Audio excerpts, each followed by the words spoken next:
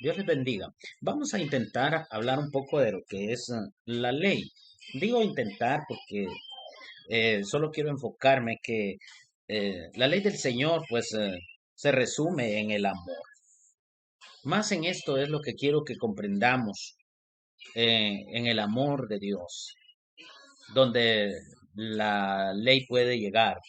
Amarás al Señor tu Dios con todo tu corazón y con toda tu mente, con todo tu ser, ya que el Señor ha puesto un nuevo corazón y ha escrito la ley, su ley en nuestros corazones. Pero hablando de normas, hablando de leyes que son benéficas, eh, estas leyes son como el caudal que rige y que sirve para regular las cosas de acuerdo a la justicia. Obliga, permite y prohíbe con miras a regular la conducta y con fin de lograr convivir. Esta es la construcción, pero la base de la vida eh, es la ley del Espíritu. Eso quiere decir la ley de Dios. La ley de Dios que es el amor que no hace daño ni es imparcial. Hablar de ley de Dios es hablar precisamente de la ley del Espíritu. No es una obligación, es una decisión de recibir a Jesús. Es una decisión de querer cambiar. Lo puedo ver de esta forma. Ley de Dios, ley de Dios, 10 mandamientos, leyes de Dios. Hay leyes de Dios, por supuesto, con obligación, y estas llevaron a Cristo, y puedo decir que son las cuerdas de amor. Una ley, esta ley que despertó al pecado, óigame bien, despertó al pecado y entonces la violó. Violó los 10 mandamientos, lo voy a decir así. Como le digo, mis intenciones es hablar más del amor, hablar más de esa comunión que tenemos que tener. La ley de Dios despertó al pecado, luego salen las leyes ceremoniales para evitar las consecuencias. Entonces, el sacrificio de animales, ¿verdad? Yo puedo decir que las leyes deben fundamentarse en la base, a la ley de Dios, ¿verdad? O sea, las leyes tienen que fundamentarse ahí. Por ejemplo, la ley social es benéfica y castiga. Castiga, bueno. Y podríamos ver todas las normas que se ponen, que si se violan, pues la misma justicia castiga, ¿verdad? Lo cierto es que todo puede fundamentarse en amarás a tu prójimo. En la tierra está lo legislativo que reforma, pero es lo que pienso, debe ser acorde a los mandamientos de Dios que nadie puede reformar. Y esa introducción es nada más para que veamos los pesos que hay de leyes. Ciertamente la ley de Dios nosotros no la podemos reformar. La ley de Dios está ahí y el todo del hombre es cumplir los mandamientos. Es cumplir entonces la ley de Dios. Jerusalén mataba a los profetas y es de saber que la ley fue colocada o puesta a la vista y por orden de ángeles. A pesar de ser convincente, ellos la rechazaron y esa es la naturaleza, ¿verdad? Rechazar la ley de Dios. Hechos 7:53 nos dice, vosotros que recibisteis la ley por disposición de ángeles y no la guardasteis. Acá está hablando de las tablas que escribió Dios. Las otras Dios se las dictó a Moisés como las de purificar, pero se ve la guerra del mal que solo Dios puede ganar. Recuerdo lo que dijo Josafat allá en Segunda Crónicas 20:15 y dijo, oíd Judá todo y vosotros moradores de Jerusalén y tú, rey Josafat, Jehová os dice así, no temáis ni os amedrentéis delante de esa multitud tan grande, porque no es vuestra la guerra, sino de Dios. O sea, eso se escribe ahí. Claramente dice, y dijo, oíd Judá todo. Dios dijo, y vosotros, amadores de Jerusalén, y también al rey Josafat.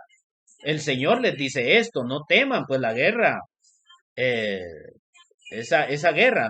No, no, no es de vuestra, sino la guerra es de Dios, la batalla es de Dios. Y eso es lo que me gusta, y ahí enfoquémonos. Bueno, si no puedo redactar mucho de lo que es la ley, la ley de Dios y hablar de tantas leyes, pues solo enfoquémonos en el amor, que ahí se cumple.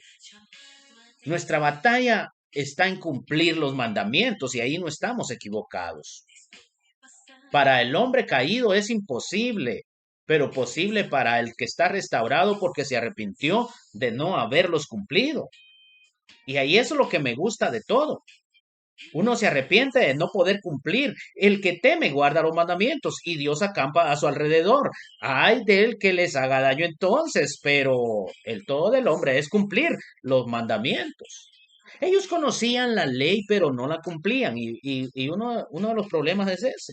Conocer las cosas y no hacerlas. Saber qué es lo que tengo que hacer y no hacer. Vosotros que recibisteis la ley por mediación de ángeles y no la habéis guardado. Se supone que son expertos o que eran expertos en la ley y que la respetaban. Obedecen y hacen obedecer. En realidad no cumplen con ella. De pronto su enfoque era, si no estoy mal, eran tantos 613 ordenanzas que se dieron, pero la mira es en los 10 mandamientos que encajan en el amor. Ahí enfoquémonos. Y si son más, pues lo importante es que encaja en el amor. Ya antes Jesús les había reprochado lo mismo, como dice, ay también de vosotros los legistas o intérpretes de la ley que imponéis a los hombres cargas intolerables y vosotros no las tocáis ni con uno de vuestros dedos. Lucas 11, 46. Aquí entonces se quebranta el amor, ¿verdad? Entonces están quebrantando el amor con echar cargas pesadas y ellos no moverlas. Todos debemos arrepentirnos de no haber cumplido con la ley, porque algunos solo la respetan y la interpretan, y por no tener el amor, quebrantan todo. Pues la ley es benéfica. Si usted ve, el salmista siempre lo decía, la ley de Dios es delicia, es libertad, la bendición, o sea, la ley de Dios es bendición, es perfecta, el cumplimiento yace en el amor. Pues si amo al prójimo, no lo mataré, ni le robaré. De igual forma, si amo a Dios, no tendré otro Dios, ni tomaré su nombre en vano, etcétera. El amor lleva a cumplir la ley, como dice bien el apóstol Pablo en Romanos 13, la frase amarás a tu prójimo, y el resumen de la ley es el amor. Romanos 13 y 8. La ley del hombre, por ser del hombre, es imperfecta. Puede tener leyes que son para beneficio de uno, pero pueden ser cambiadas. No así la ley de Dios. Para mí pensar, si una ley se modifica, debe cuidarse a no salirse del amor de Dios. Si por lo justo me castigan, pues entonces seré dichoso. La ley es delicia, produce ánimo. Vengan a mí tus misericordias para que viva, porque tu ley es mi delicia. Salmo 119, 77. Produce libertad para actuar. Guardé tu ley siempre, para siempre, eternamente, y andaré en libertad porque busqué tus mandamientos. Salmo 119, 44. Salvos del pecado, podemos acatar, es decir, aceptar, obedecer voluntariamente su ley. Nos sentimos libres porque Cristo pagó el precio. Ahora, por obras del Espíritu Santo, cumplimos, como dice Santiago 1:25, mas el que mira atentamente a la perfecta ley, la de la libertad, y persevera en ella, no siendo oidor olvidadizo, sino hacedor de la obra, este será bienaventurado en lo que hace. La ley descubre el pecado. Es extraño que la ley de la libertad esté destacada o resalta o saca al descubierto el pecado y se tiene la oportunidad de pedir perdón. Es entonces la salvación, ser libres del dominio del pecado.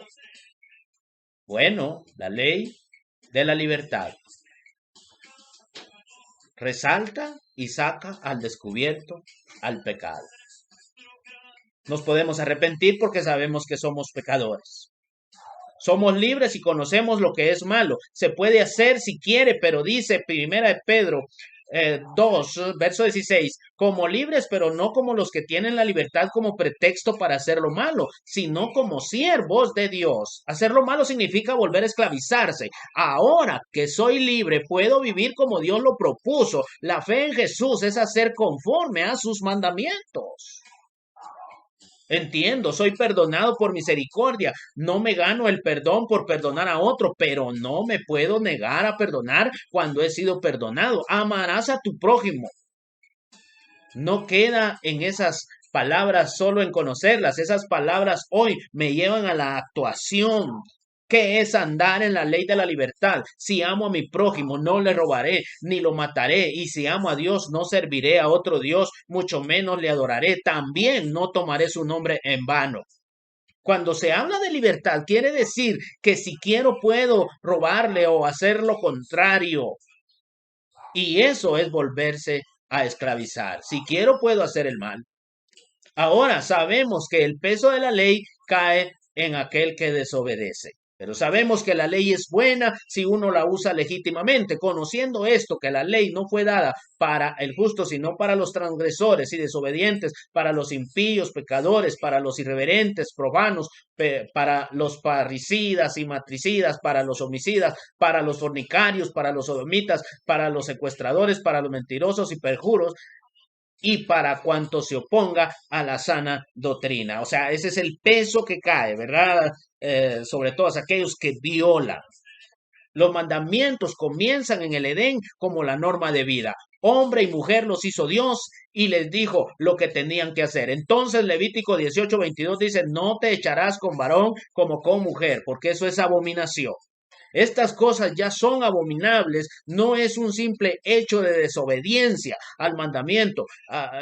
Amarás a tu prójimo, ya es, bueno, amarás a tu prójimo, ya es detestable, no lo digo yo, solo lo leo. El peso del castigo es sobre el que se opone.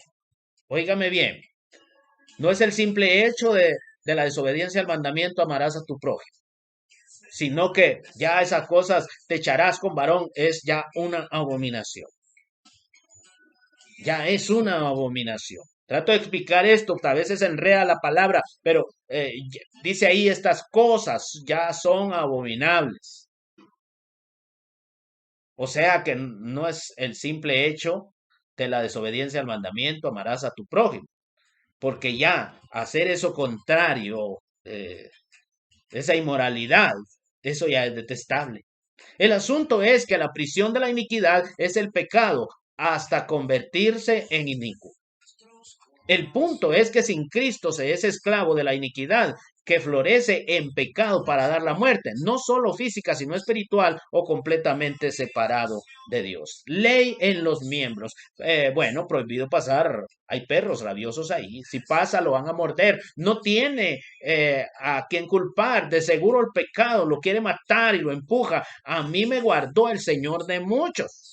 Luchar contra el pecado con las propias fuerzas es enredarse más. La escritura muestra una lucha interna contra lo pecaminoso. Pero bueno, vemos el peligro y si hay brasas no te vas a parar en ellas así descalzo. Pues si hay perros rabiosos no vas a pasar, te van a morder, pero muchos pasan y son mordidos. Bajo la gracia, el pecado ya no obliga, pero atrae. Como dice Romanos 6:12, no reine pues el pecado en vuestro cuerpo mortal, de modo que lo obedezcáis en sus concupiscencias. No prestéis vuestros miembros al pecado como instrumentos de iniquidad, sino presentaos vosotros mismos a Dios como vivos de entre los muertos y vuestros miembros a Dios como instrumentos de justicia, porque el pecado no se enseñoreará de vosotros, pues no estáis bajo la ley, sino bajo la gracia. La práctica pecaminosa hará al hombre inicuo o impulsador de la misma iniquidad. Eso es despertar o provocar deseos. El diablo sembró la semilla en el Edén. Acuérdese que la iniquidad es un misterio. Pero ya no es un misterio porque está en acción. Alguien impulsó al pecado y se podía ocultar. Fue la iniquidad. Es como decir, mataba en secreto, pero la ley lo descubrió. Pablo dijo, hay algo que no me deja y es de eso que fuimos libertados por la sangre de Jesús. El cuerpo es de Dios. 1 Corintios 6:15 es, ¿no sabéis que vuestro que vuestros cuerpos son miembros de Cristo. Quitaré pues los miembros de Cristo y los haré miembros de una ramera. De ningún modo. ¿O no sabéis que el que se une a una ramera es un cuerpo con ella? Porque dice, los dos serán una sola carne, pero el que se une al Señor, un espíritu es con él. No se permita que los deseos lo esclavicen del nuevo, no.